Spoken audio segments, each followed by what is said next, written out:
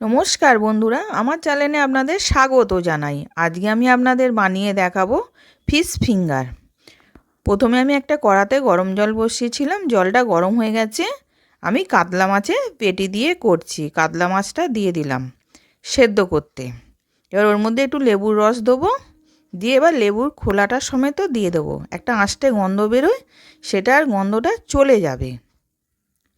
এবার আমি নামিয়ে নিলাম, ঠান্ডা হয়ে গেছে। আমি মাছের কাঁটাগুলোকে বেছে নিচ্ছি। এবার বেছে রেখে দিয়েছিলাম। এবার কড়ার মধ্যে তেল গরম করতে দিয়েছিলাম, দিয়ে এবার পেঁয়াজটা দিয়ে দিলাম। পেঁয়াজটা হালকা করে ভাজা হয়ে গেছে।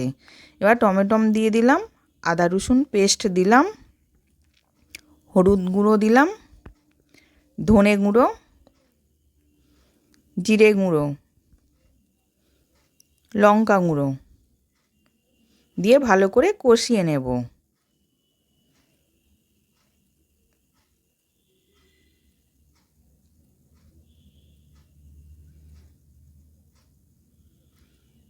এবার স্বাদ মতো নুন দিয়ে দিলাম।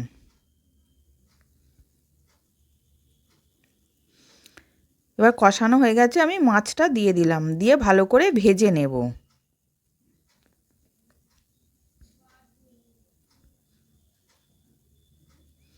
মাছটা ভালো করে ভাজা হয়ে গেছে। এবার আলু দিয়ে দিলাম, দিয়ে ওটাকেও ভালো করে মিশিয়ে নেব।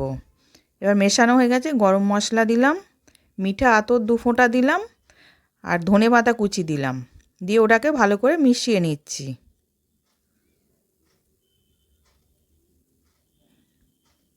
এবার নামিয়ে ঠান্ডা হয়ে গেছে। আমি এবার ফিশ ফিঙ্গার আকারে তৈরি করে নিলাম সবগুলো।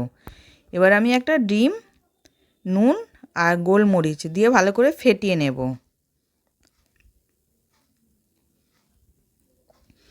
এবার ফিশ ফিঙ্গারগুলো ওই ডিমের মধ্যে ডুবিয়ে ব্রেড ক্রাম্বসে কোট করে নিচ্ছি।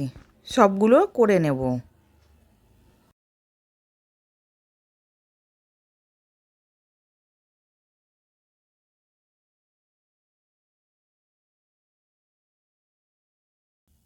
এবার ওইদিকে একটা কড়ার মধ্যে তেল গরম করতে দিয়েছিলাম, তেলটা গরম হয়ে গেছে।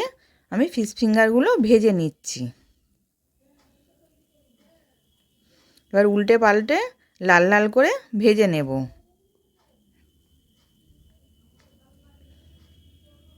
এবার ভাজা হয়ে গেছে, আমি তুলে নেব। এবার ফিশ ফিঙ্গার রেডি। আশা করছি ভিডিওটা ভালো লেগেছে।